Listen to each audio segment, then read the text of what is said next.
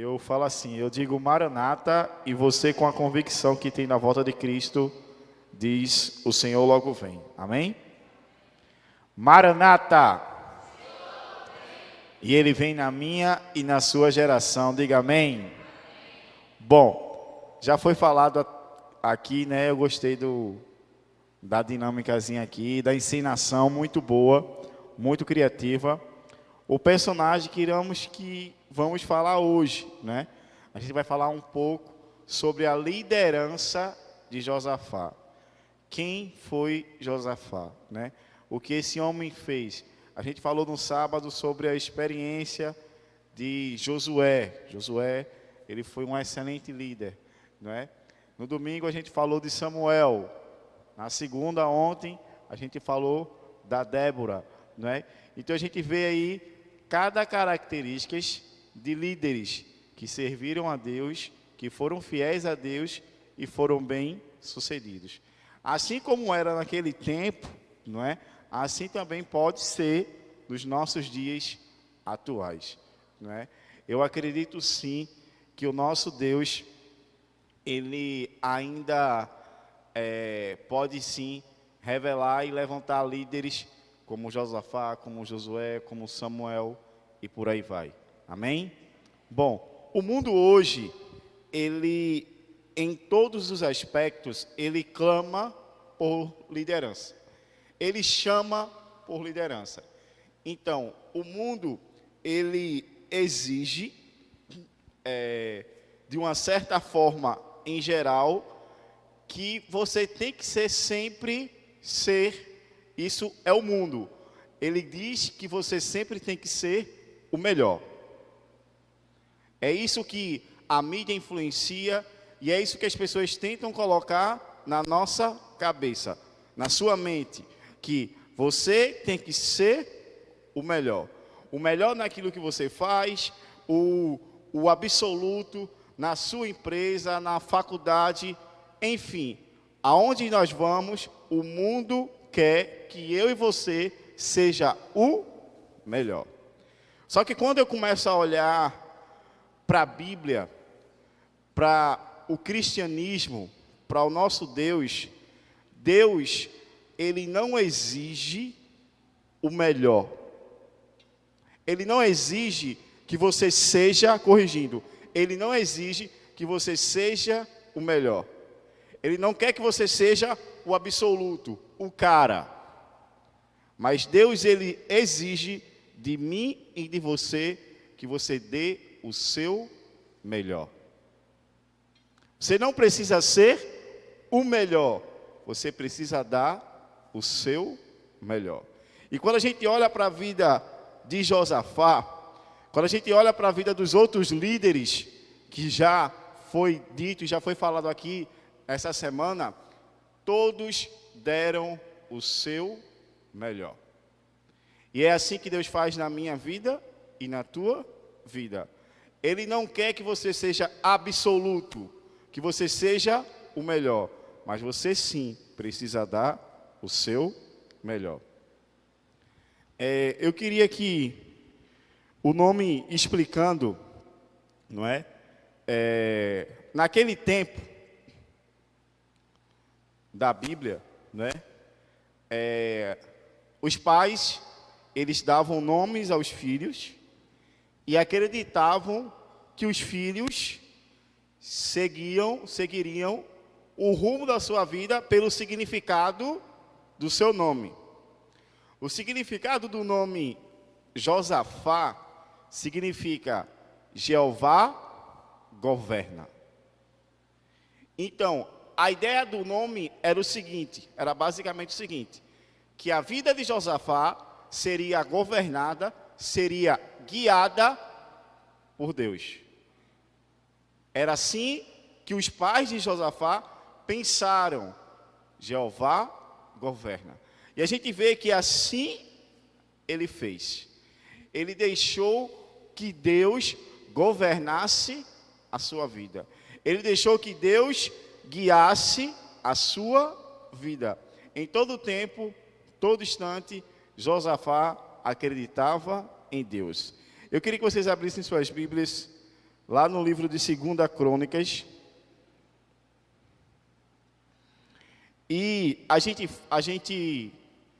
eu preguei no sábado, lá em Candeias, e eu falei sobre o Josué. E lá a gente viu 7 características de que um líder consagrado, ele deve ter e ele precisa ter. Hoje a gente vai dizer algumas características que eu e você precisamos ter e que Josafá tinha. Vamos abrir as nossas Bíblias no livro de 2 Crônicas, capítulo 17.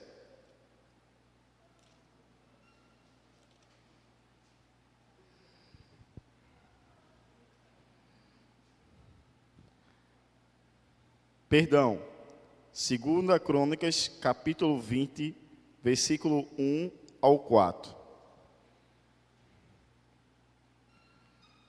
Josafá, ele era um líder, ele era uma pessoa que ele temia a Deus. Ele acreditava em Deus, ele confiava em Deus.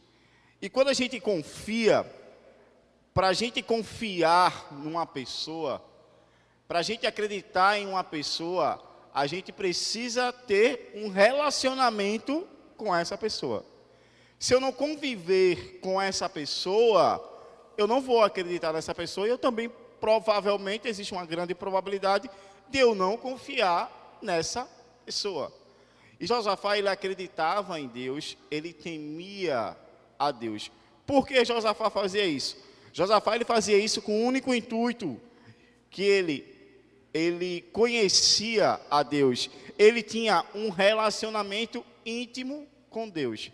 Eu gosto de dar o exemplo que para você conhecer alguém, você precisa o quê? Dialogar com essa pessoa, você precisa conversar com essa pessoa. E Josué, ele era um homem que orava. Josué, ele era um líder. Josafá, ele era um líder que acreditava em Deus e que com certeza sabia que Deus tinha maravilhas para a sua vida. Vamos ler 2 Crônicas, capítulo 20, do verso 1 ao 4. Depois disto, os filhos de Moabe e os filhos de Amon, com algum dos meunitas, vieram a peleja contra Josafá. Então vieram alguns avisar a Josafá, dizendo: grande multidão vem contra ti, da além do mar da Síria, e aqui já estão em Azon, Tamar e Egeide. Então Josafá teve medo e se pôs a buscar ao Senhor, e apegou-se jejum em todo Judá. Judá se congregou para pedir socorro ao Senhor. Também de todas as cidades de Judá veio gente para buscar ao Senhor. Então a gente vê que os moabitas, o povo de Moabe, está indo atacar o povo de Judá. Josafá, ele era o quê? Ele era o rei. E a gente vê, voltando um pouco lá para o sábado, primeiro dia, a primeira característica de um líder consagrado é o quê? Que diz, quem lembra? Ele sente o quê? Medo. E Josafá, ele sentiu medo. E esse medo que ele sentiu fez ele buscar a quem? A Deus. Fez ele sentiu medo, mas ele não acreditou, porque naquele momento, imagine você é líder, você é general de uma tropa e o povo está vindo lhe atacar, está vindo soldados atacar a sua tropa e o líder, você é o soldado, e o líder, de vez de arrumar uma estratégia para como vencer aquele povo que está vindo, ele sai para orar. Ele sai para clamar ao Senhor. Por que Josafá fazia isso? Porque Josafá acreditava em Deus. Josafá sabia que o que Deus falava, ele ia cumprir. Assim era Josafá. Eu costumo dizer que muitas vezes eu e você acreditamos em Deus, sim, acreditamos sim em Deus. Mas muitas vezes a gente acredita em Deus, talvez pela metade. A gente diz, ora a oração do Pai Nosso, diz assim, que seja feita a tua vontade. Mas a gente sempre quer que prevaleça a nossa vontade. Eu costumo dizer que a gente diz assim tanto, né? A gente deve confiar em Deus, a gente deve confiar em Deus. A gente precisa confiar em Deus, mas a gente não confia em Deus como deveríamos confiar. Eu costumo dar um exemplo, não sei se eu já dei esse exemplo aqui, mas eu costumo dar um exemplo de uma mãe. A mãe que ora, o filho está longe dos caminhos do Senhor, e a mãe, o filho está numa balada, num sábado à noite. E a mãe ela ora pelo filho, para que Deus coloque o seu filho em segurança, para que Deus traga o seu filho em segurança de volta para o seu lar.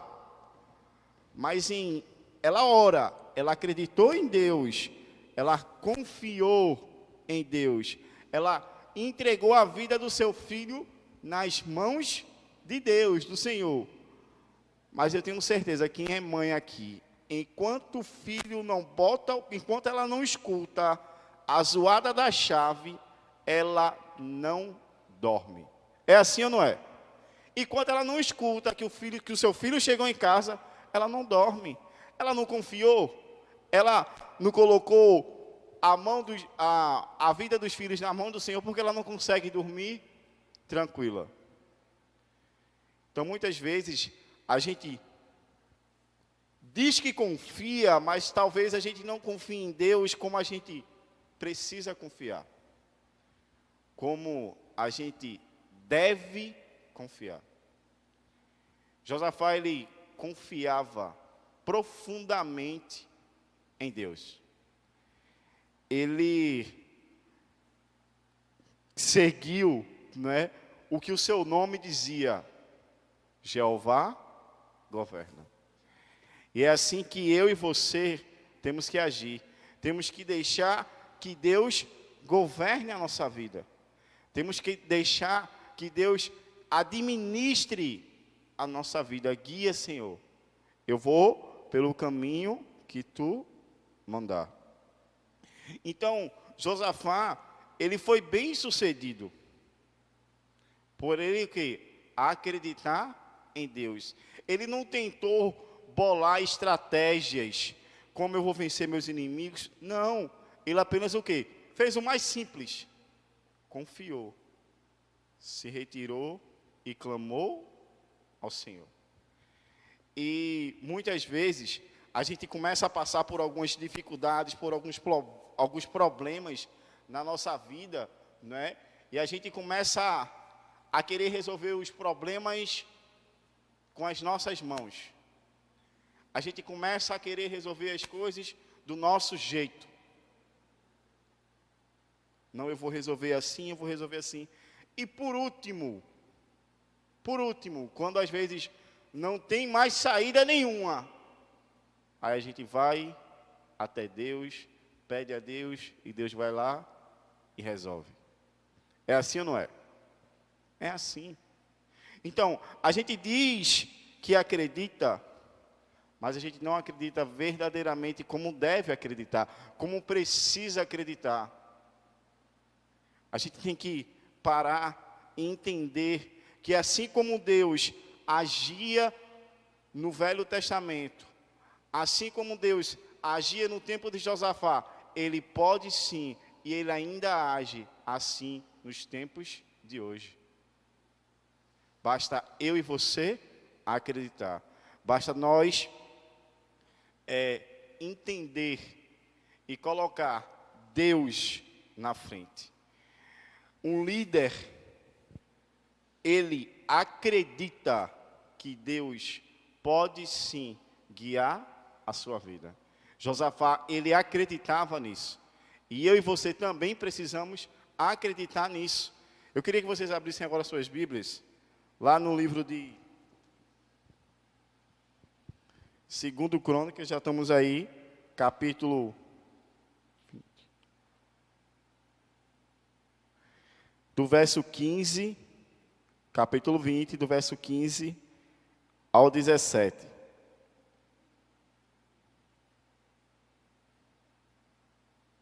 E disse: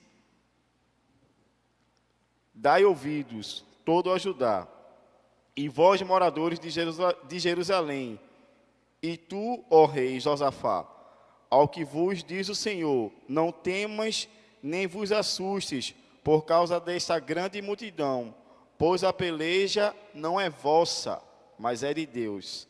Amanhã descreis contra eles, e que sobem pela ladeira de Zins, e encontraram-eis em fim do vale, defronte no deserto de Jeruel. Neste encontro não terás de pelejar. Tomai posição, ficai parado, e vede o salvamento que o Senhor vos dará. A Judá e Jerusalém, não temas nem vos assustes. Amanhã sereis contra, porque o Senhor é convosco. Então, a gente não precisa se assustar. A gente não precisa temer, porque Deus está na frente. Deus está comigo e Deus ele está com você. Deus ele está com cada um de nós, todos os dias. Muitas vezes,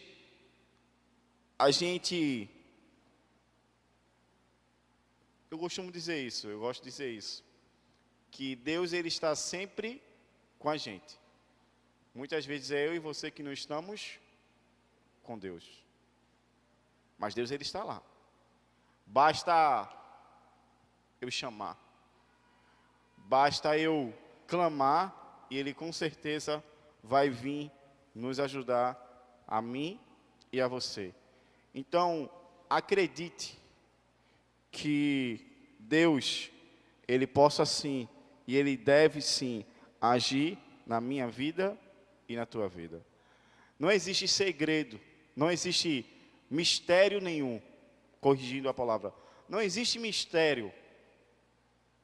O único segredo é que Deus, ele pede apenas uma coisa: acredite. Eu gosto dessa palavra, acreditar. É isso que Deus pede para mim e para você. Eu queria que vocês abrissem agora suas Bíblias, lá no livro de Isaías.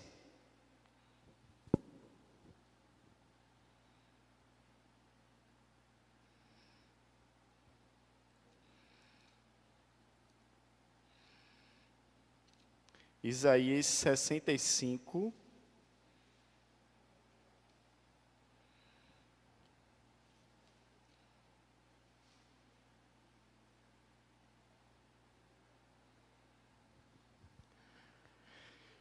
Isaías 65, versículo 24. Você vê aí o quanto Deus nos ouve.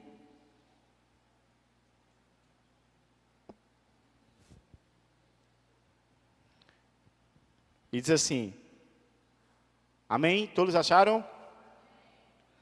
E será que antes que clamem, eu responderei, estando ele ainda falando, eu os ouvirei.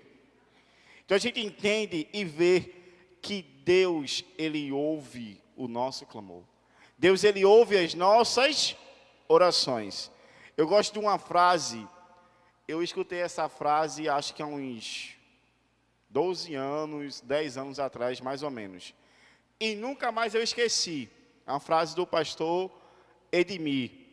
E o pastor Edmir, ele disse assim, nada está fora do alcance da oração, exceto o que está fora dos planos de Deus. E com certeza é plano de Deus que eu e você tenham uma vida bem-sucedida com Ele. É plano de Deus que eu e você confie nele. É plano de Deus que eu e você consiga sentir a necessidade de buscar a Deus e deixar que Deus administre a nossa vida, a minha e a sua vida. É plano de Deus. Não existe mistério nisso. Deixa Deus guiar a minha vida, a tua vida, meu irmão. Deixa Deus guiar a tua vida. E dizer assim, quando a gente dizer assim, ó, que seja feita a tua vontade, que prevaleça realmente a vontade de Deus na minha vida, na tua vida, na nossa vida. É assim que a gente precisa aprender. Vamos ler mais um verso. Eu queria que vocês abrissem agora suas Bíblias, lá no livro de Provérbios,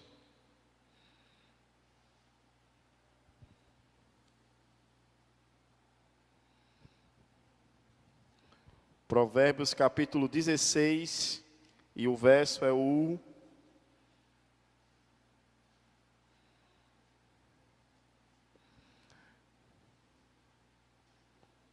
25.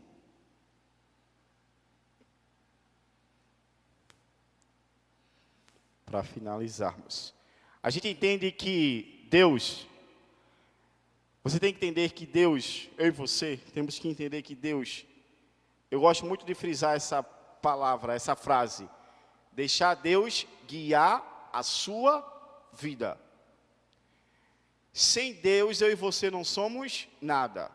Se está difícil, meu irmão, com Deus, com Ele é pior ainda. Então, eu fui visitar um amigo, um tempo desse, e a frase que ele usou para mim, se afastou dos caminhos de Deus, e a frase que ele usou para mim foi o seguinte: João, eu não estou sem Deus. Deus ainda anda comigo. Mas eu estou muito melhor hoje do que quando eu estava na igreja. Aquilo mexeu comigo, eu não soube o que falar. Eu fiquei querendo falar algo, mas tipo assim, eu posso estragar tudo. Então eu preferi me calar, ficar calado e não falar nada. Aí eu olho para esse verso e vejo o que a Bíblia diz, vejo o que a palavra de Deus nos diz aqui nesse verso. Provérbios capítulo 16 e o verso 25, que diz assim: há caminhos que parecem direito ao homem, mas afinal são caminhos da morte. Meu amigo, eu não sei como anda a tua vida. Você e Deus sabem. Esse mundo lá fora, aparentemente, ele pode querer te oferecer algo. Pode estar te oferecendo algo. Mas a Bíblia é clara. E a gente entende e sabe que se continuarmos nesse caminho, no caminho que eu queira traçar para mim, no caminho que você queira traçar para você, esse caminho vai lhe levar à morte. Então Deus, Ele diz hoje: deixe eu traçar o seu caminho. Não é difícil. Ao lado de Deus, as coisas se tornam fáceis. A gente costuma dizer assim: o cristianismo não é fácil. Servir a Deus não é fácil. Servir a Deus é difícil. Você ser fiel a Deus no tempo de hoje é difícil. Eu costumo dizer que quando a gente está ao lado de Deus, tudo se torna fácil. Eu gosto de dizer isso.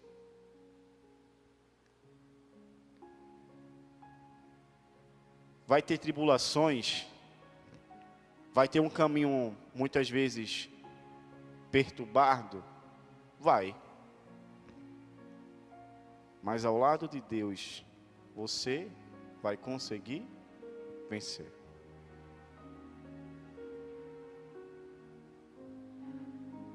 Pode ser até difícil.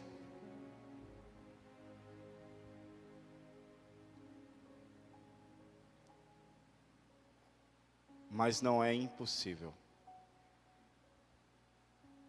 Eu gosto da ideia de dizer que a vida cristã, a corrida para a salvação, não é uma corrida de 100 metros, que você corre e em poucos segundos você vê a chegada. Você chega no local. Chegou no local, 15, 20 segundos no máximo.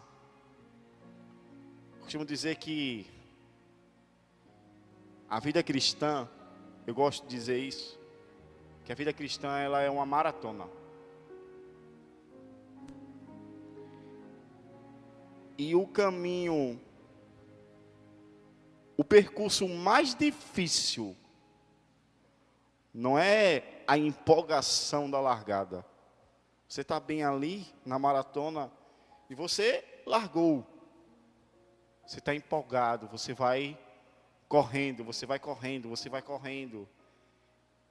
E também não é o final.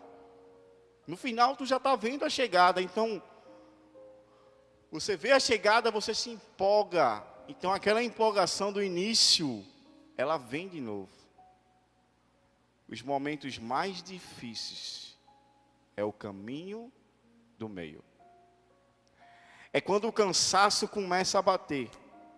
É quando você está lá correndo sozinho. Tu não vê ninguém na tua frente.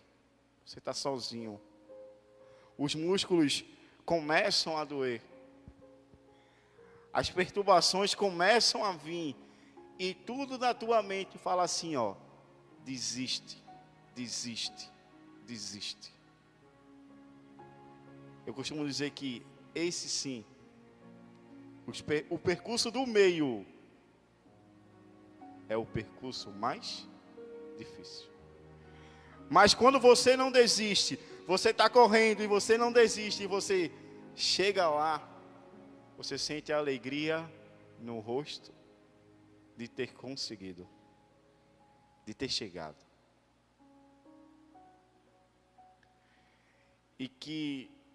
E na maratona, nessa maratona na qual eu e você estamos percorrendo, estamos correndo, não existe primeiro lugar, não existe último lugar. O importante é que eu e você chegue. O importante é que eu e você chegue na linha de chegada. O importante é que eu e você chegue no final. A largada foi dada. O percurso está sendo percorrido por mim e por você.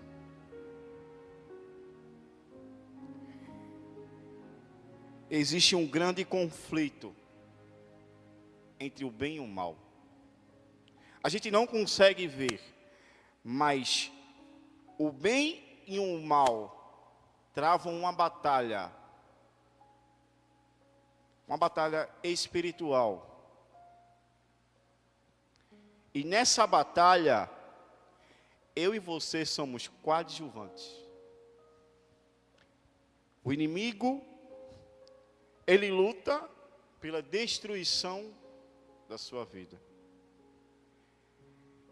E Cristo, Ele luta pela restauração da nossa vida. Agora a pergunta de Deus é: quando isso tudo findar, quando isso tudo terminar, em que lado você e eu vamos estar? No lado da destruição ou no lado da restauração? Não deixe, meu amigo, o que você pode fazer hoje para fazer amanhã. O amanhã você não sabe se vai existir. Eu gosto de dizer, o amanhã ele não existe, vamos dizer assim. Porque quando você acordar, eu vou acordar amanhã. Quando você acordar, não existe mais amanhã, é hoje. Então o momento é hoje. O momento que Deus te chama é hoje.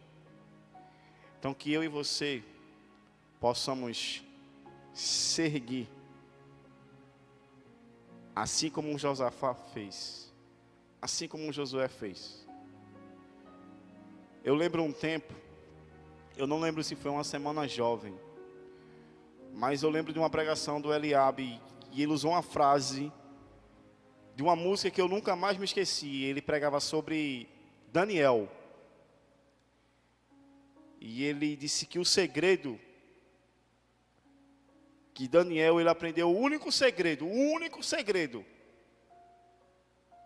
e era o segredo que Josafá também tinha, que Josué tinha. Ele andava com os pés na terra, mas com os olhos no céu. E é assim que eu e você devemos andar. A gente entende que estamos nessa terra, mas a nossa terra, a nossa pátria não é essa. A nossa pátria é celestial. Então que possamos sentir esse desejo no coração e de deixar Deus guiar a minha vida e a sua vida. É o que Deus pede para você hoje. É o que Deus pede para mim hoje, para nós hoje. Deixa eu guiar a tua vida. Amém.